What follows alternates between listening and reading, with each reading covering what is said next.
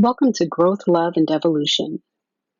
Today I'm taking a look at Kanye West, his natal chart. I'm going to look at him astrologically from an ancestor and angel perspective. And trust and believe that I feel some type of way about Kanye's recent shenanigans and statements. But I'm going to reserve those for the end of the natal chart reading and just read him the way I would read someone that I didn't know, someone that's not famous.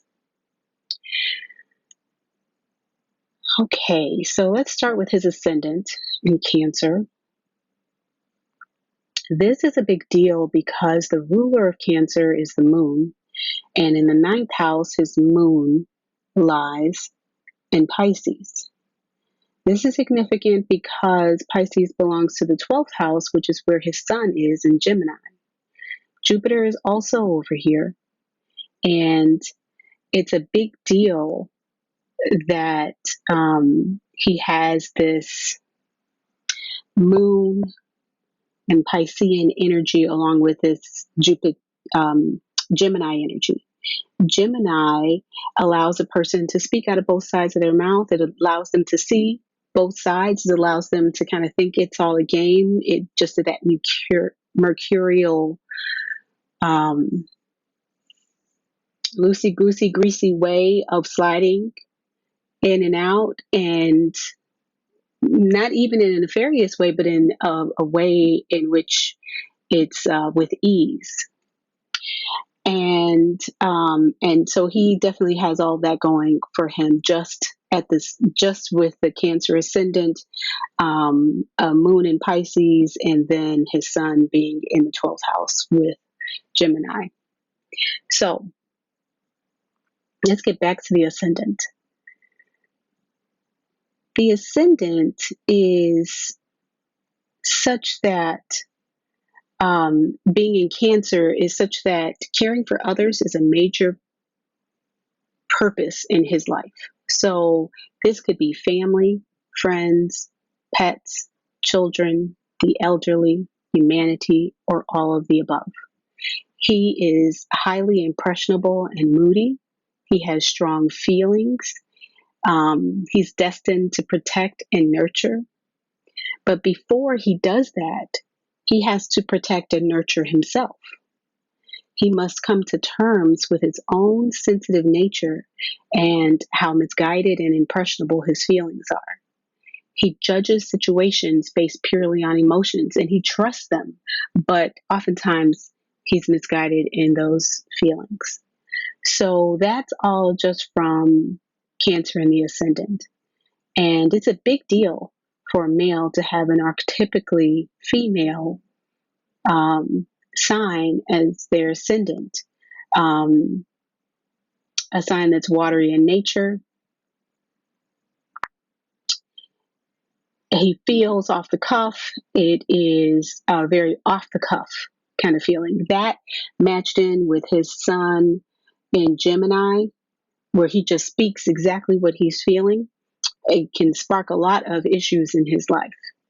Okay, so let's move on to Saturn in Leo in the second house. So Saturn being in Leo, he takes pride in his work. He has the ability to build personal authority. And we hear this in every great story Dave Chappelle has told of him, knowing that early on he was going to be a star by the way he spoke about himself and his work. Saturn being in the second house indicates that he can experience emotional and financial poverty early in life, and that he will develop personal resources in his adult life, which obviously he has. He did this through hard work, very Saturnian, and it also indicates that he has the possibility of experiencing emotional wealth that he seeks, but this has yet to come. And we'll talk about why as we move on. So let's go on to Pluto in uh, Libra in the fourth house. Now, when we're over here, he has a few in here. He has Pluto in the fourth house, the North Node in the fourth house. So Pluto's in Libra, North Node is in Libra, and then he has Uranus in Scorpio in the fourth house. And this is actually why he is having the issues that he is having right now. This gets to the heart of it. So when we look at Pluto in the fourth house, he craves a deep connection to family. But on the other hand, his loved ones seem to abandon him, leaving him isolated and confused. Here he has to kind of hold on to the fact that truth is his friend. And that's something that he often leaves behind and stays in the nebulous, stays in the murky, stays in the unknown. A solid is truth, and he doesn't really hold on to truth. He really lets that go. It's kind of like slippery in his fingers. Pluto being in Libra makes him concerned with the cause of justice and transforming human relations. That really is important to him. Now, Pluto is also significant in terms of being in the underworld. And to have it here with its ruler, Scorpio, have Scorpio here with its ruler, Pluto, in a different sign is significant to me. That a lot of eighth house, death, regeneration, debt is really in his fourth house. The fact that his his North Node is in the fourth house in Libra is a big doozy, because that means that his opposite, where he has another stellium in the 10th house of career, is where he's focused most of his energy. But he really should be focusing it on his fourth house. He really should be focusing it on home. He really should be focusing it on the ancestors. He really should be focusing it on the maternal energy and the maternal archetype. And partially he's done that with honoring Donda, all of that. But, he's also kind of like a narcissist who's lost his narcissistic supply, which could have been his mother. He's kind of worshiping at the altar of a narcissistic supply when it comes to Donda. She's kind of like an idea, a person that he hasn't been able to replace, more so than, oh my gosh, I really do just miss this person and I'm going to carry on her legacy. He really isn't honoring the ancestors by downing Black heroes such as Harriet Tubman. He could have easily have said what he said about Harriet about his mother. It's just that Harriet didn't feed his narcissistic supply. His mom fed his narcissistic supply. So he honors her in that way. But otherwise, she would just be just another Black woman that he could down. So that's not to say he doesn't love his mother. That's not to say that he doesn't miss her terribly. That's not to say any of these things. But we have to be really clear on what his North Node is saying that he should be doing when it comes to women, and when it comes to the ancestors, and when it comes to home, and when it comes to who he calls family, and what he's actually done. Has any of those things honored his mother? And the answer is just simply no. It also isn't honoring him in this case, because his North Node being in Cancer, being in his North Node being in the fourth house in Libra is indicative of him having a need to overcome his need for public display based on past life experience and of public recognition. Is the fourth node is the fourth house is the opposite of the 10th house. 10th house is your career, the outside world. The fourth house is home, inside world. His attention point should be focused here. He's living in his south node. He's living in his 10th house. He's not living in his fourth house. The fact that he chose a mate that is so 10th worldly, her focus is very 10th worldly, Kim. You know, it's very external. Her whole family is on a reality show. It's very 10th house. And that's the opposite of a fourth house partnership.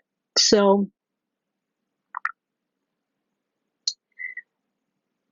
the fourth house is also about a quest for inner self-worth.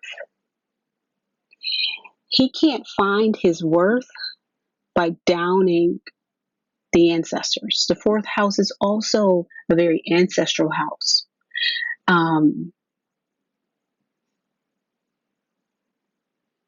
It is a house where things are grounded, deep, stable, and safe. He has made the ancestral space quite unsafe. So let's move on to the North Node being in Libra. His purpose is to learn cooperation. This isn't easy because expressing his own thoughts and feelings is second nature to him. He does it off the cuffs. It's the very Gemini way of being for him. But now he has to incorporate others. That's the Libran part of this. That's difficult to do when it comes so easy for him as a sun in Gemini. That's difficult for him to do when, as a male, an embodied male, he has such strong feelings with a Cancer ascendant. For him to incorporate others because his emotions are extremely strong for him. So he gets swept away by them quite quickly. But his purpose is to incorporate others. Okay. So looking at Uranus in Scorpio in the fourth house, this is basically indicates his willful desire for freedom. And he will almost stop at nothing to get that freedom. He will go to great lengths for that freedom. And we've seen this in many ways. Whatever freedom is for him at that moment, he will jump that broom for sure.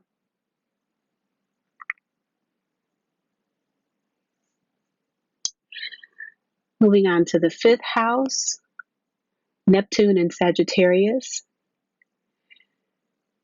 Now, Neptune in the fifth house indicates his artistic nature, his ability to create through intuition. It is Neptune in Sagittarius is indicative that, being an outer planet, it's one of the generationally between, I think, something like 1970 and 1984, that generation is given the gift of spiritual vision. So he does have this spiritual kind of umbrella to what he's seeking. So I have Neptune in Sagittarius in the 12th house. And that oftentimes make me feel overwhelmed by the undercurrents of the world. I escape from reality with daydreaming and fantasies. Now, I've channeled that daydreaming and fantasy rich life by writing a lot of fiction and nonfiction. So for him, he uses his Neptune in Sagittarius to kind of see God in his work. He really does. He sees, Sagittarius is a very ninth house energy. It is religion.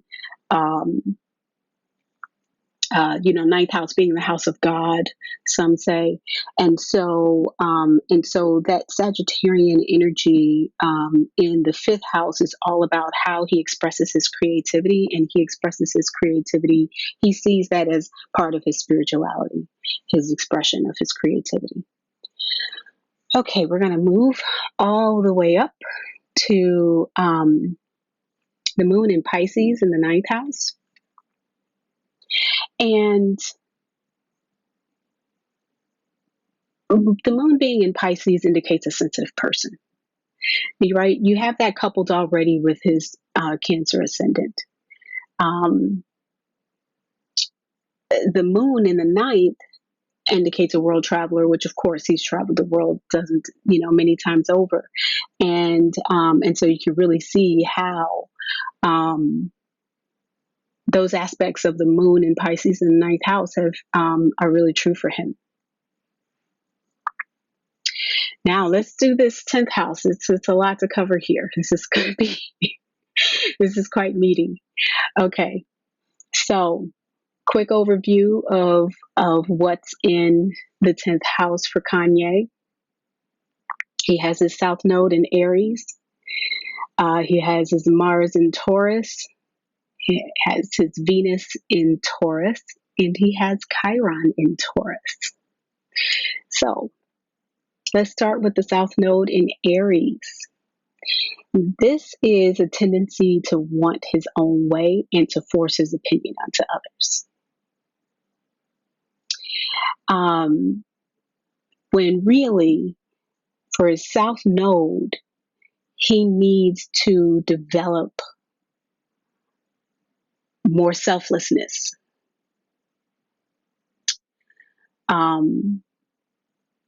He needs the ability to share and have a sensitivity to the needs of other people.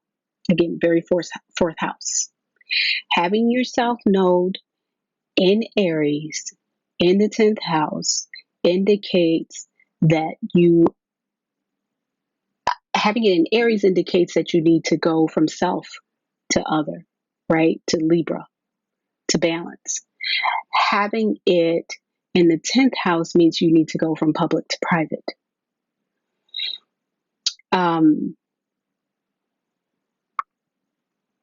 Very interesting. The South Node in the 10th also represents a quest for inner self-worth as opposed to outer self-worth. 10th house is outer self-worth, 4th house is inner self-worth. The polarities of the houses, 1 to 7, 2 to 8, 3 to 9, 4 to 10, 5 to 11, 6 to 12, right? The polarities of the houses are quite real. And those polarities are expressed through the north and south nodes of the moon and indicate what your destiny is, what your purpose is. Now we can see that we have a choice as to whether or not we live our purpose. We can even be blinded to what that purpose is. Now, some of us are not allowed any happiness in our South Node modes. And so we're forced to live out our North Node modes or just wander the earth. Obviously, that is not the case for Kanye.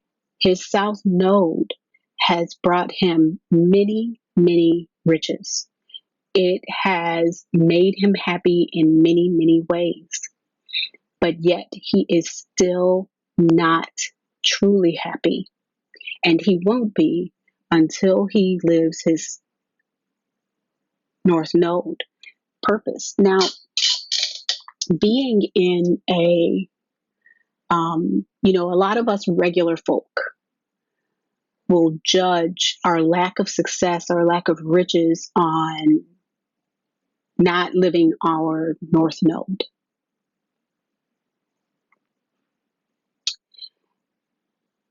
And being in our south node. We won't be blessed with success living in our south node, but he is an example of being blessed with success in living his south node.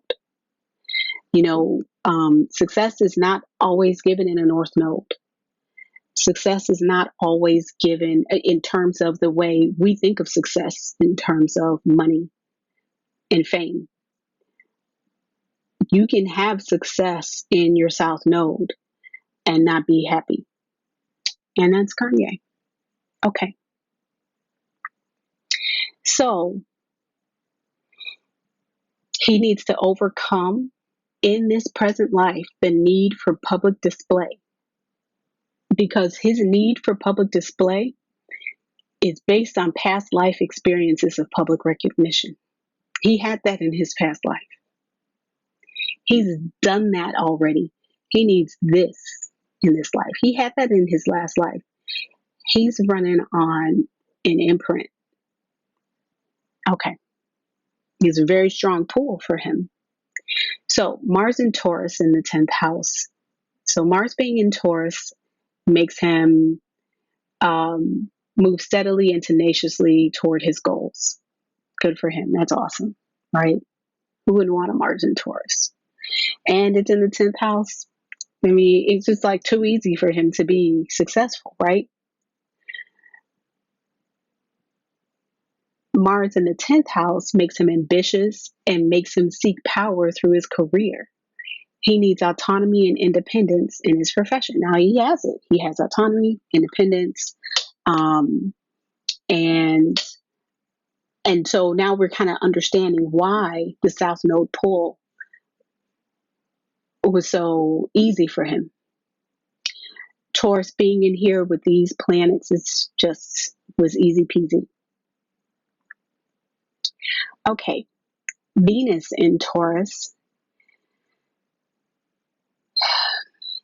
makes it so that romance and reliability go hand in hand for him. They're both equally important for him.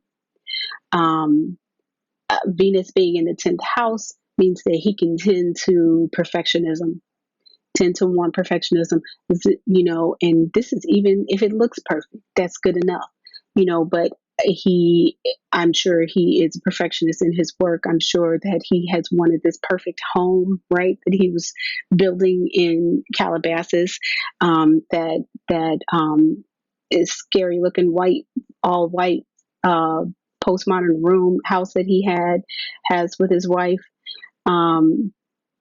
That to him, I'm sure was perfect. So let's move on and Venus is in his 10th house, y'all. Venus is in his 10th house. So it makes sense that he would want a mate that was famous like him, that outward stuff. But that's not going to make him happy when he needs to be here and having balance and being Libran with it. Okay. Chiron in the 10th house.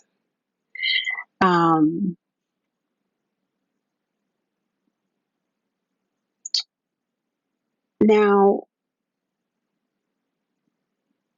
Chiron being in Taurus means that he may experience a lack of self-worth and overcompensate by accruing money and possessions. He has distrust of his body, or he feels that his body is not beautiful. We all know the story about the liposuction. He probably had some karma with his car accident, jacking up his jaw. That probably really messed with him. Grill or no grill that he got, right? His purpose here is to learn to rely on his body's experiences. And if he did that, he could become a healer. So, it's all a process. We all have a different set of body issues. These are Kanye's. All right, moving on. 11th house, Mercury in Taurus. Taurus represents um, his stubbornness, and he's got a lot of Taurus energy. Um, Mercury being in the 10th house represents his need to share his thoughts and ideas with groups, right? Being in this 11th house. And boy, does he. He's a sharer. Jupiter in Gemini in the 11th house gives him the ability to influence a large number of people. He's got that voice. That communicative Gemini energy is expanded in Jupiter. And last but not least, we have Sun in Gemini in the 12th house. This makes him curious, lively, versatile, talkative, and in need of constant stimulation. His tendency to juggle so much that it all comes tumbling down is here, as well as him having the uncanny ability to introduce a chaotic element to any environment. That's here in the 12th house. So that wraps up his natal chart reading. And you can really see how, he has his work cut out for him. He has had some, he's just like all of our charts, he's got some good and some bad. But this is a good example of someone with a lot of money and a lot of fame not being happy and not doing their real work, right? His real work is in this 4th house. Now, everyone can sit and say that he hasn't been the same since he lost his mom. That was destined. But it's really about him not being the same since he stopped moving in the direction of his North Node. Let's just be clear about that. Let's be 100 about that. Okay. Now, let's talk about Kanye West and his presidential rally. I'm only going to talk about a few aspects of this. Harriet Tubman didn't free the slaves. She just brought them from the north to the north to work for white people. Okay, first of all, that's false. Second of all, how was Harriet Tubman supposed to do everything? She did quite a bit above and beyond. She's a hero, plain and simple. It's. I'll come back to this. Okay. You know what? No, I'll say it now. Kanye made some music, he made some shoes, and he made some clothes, and he called himself a god. But Harriet ain't shit. Make it make sense, Satan. No way, man. He's disrespectful. Okay, he's spouting some black male Candace Owens shit. It's unbelievable. Okay. One of the other things that he said is he believes that athletes and musicians are engaged in essentially corporatized slavery. None of them are on any boards of any companies that they advertise for, work for, make money for. And neither is Kanye. He isn't on the board of Adidas. All right. He continues to forget that everyone else works for a paycheck too, a far smaller paycheck. But he only cares about the people at his level being part of the conversation. This is supposed to be for the people. Government is supposed to be for the people. Society is supposed to be for the people. Wealth should be for the people. But Kanye is like, I'm only talking about the rich. But okay.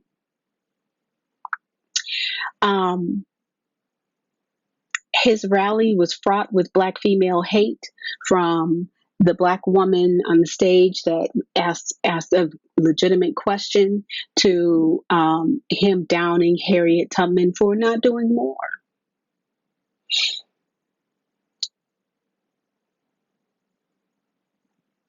I think that, the other part that's sad about this is that his black male friends continue to make excuses for him. GLC, a Chicago rapper who grew up with Kanye and is still friends with him to this day, said that he thinks that the other people around him are putting things into his head. That's not a way to take responsibility, but it is indicated in his chart that he is susceptible to this. He is an impressionable guy. It doesn't matter. You're still responsible. You're still culpable. Now, part of our job on this earth is to know thyself. And Kanye knows he's impressionable. He wants to be, it's like, it's easy for him. It's like, your impression. It's like, if you know that you can't say no to a Snickers bar, you don't call your friend who you know is gonna have a Snickers bar on him. So if he knows he's impressionable, he needs to be only around safe people. But he's not around safe people because he doesn't want to be, right? So, it's one thing not blaming him, but it's another thing to say he's not responsible for his choices, and he is responsible for his choices. The other thing that GLC said is that he said that there's clearly a mental health component to this, and that he should definitely not run in 2020 for president. But this still sounds like towing the fence for a friend. And the bottom line is, people need to flat out just state the obvious, and that is that Kanye is dangerous. We have to put Kanye in a box. He is not happy, but his happiness is not our concern. That's his job. He is living in his South Node, but he is doing that by choice. No one is forcing him to live in his South Node. His South Node is so enticing. It's like crack. He just can't give it up. That's not our problem. He is not living and being free. Now, granted, many of us are caught up. We're just not in the limelight. But Kanye is caught up. I haven't spoken about his mental illness. And the reason I haven't spoken about it is because, for me, that is really expressing itself here with that sun in Gemini in the 12th house, and with the Cancer ascendant. And, he has a lot of different conjunctions and aspects that I haven't gotten to. But, he doesn't take medication because he likes to be in that creative headspace. Again, that's a choice. All right, guys, that's going to wrap it up. Take care and check out my website, growthloveandevolution.com. Peace.